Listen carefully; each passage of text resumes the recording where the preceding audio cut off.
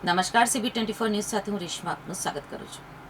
રાજ્યમાં pre monsoon activity જોર પકડી રહી છે. છેલ્લા 2 દિવસથી રાજ્યના છૂટાછવાયા જિલ્લામાં વરસાદ નોંધાઈ રહ્યો છે.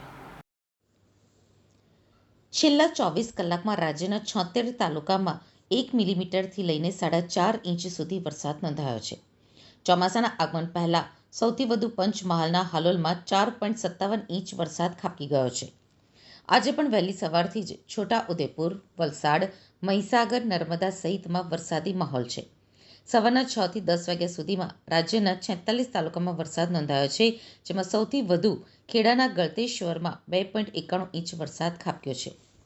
તો હવામાન વિભાગના જણાવ્યા અનુસાર આગામી 3 કલાક એટલે કે બપોરે 1 વાગ્યા સુધી રાજ્યમાં વરસાદની આગાહી કરવામાં આવી છે, જેમાં દાહોદ, પંચમહાલ, વડોદરા અને મહીસાગર જિલ્લામાં ઓરેન્જ એલર્ટ સાથે ભારે વરસાદની આગાહી કરવામાં આવી છે. જ્યારે સાબરકાંઠા, અરવલ્લી, ખેડા, આણંદ, ભરૂચ, નર્મદા, છોટા ઉદેપુર, સુરત અને તાપીમાં હળવા વરસાદ સાથે યલો એલર્ટ જાહેર કરવામાં આવ્યું છે.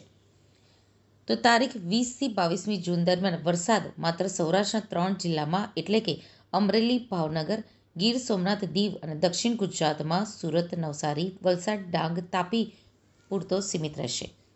તો બાકીના તમામ જિલ્લાઓમાં વાતાવરણ શુષ્ક થઈ જશે.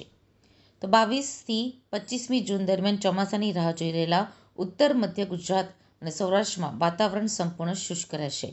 માત્ર દક્ષિણ ગુજરાતના સુરત, નવસારી, વલસાડ, ડાંગ, તાપી, દમણ અને દાદરા નગર હવેલીમાં જ છૂટાછવાયા વિસ્તારોમાં હળવા ઝાપટા પડશે.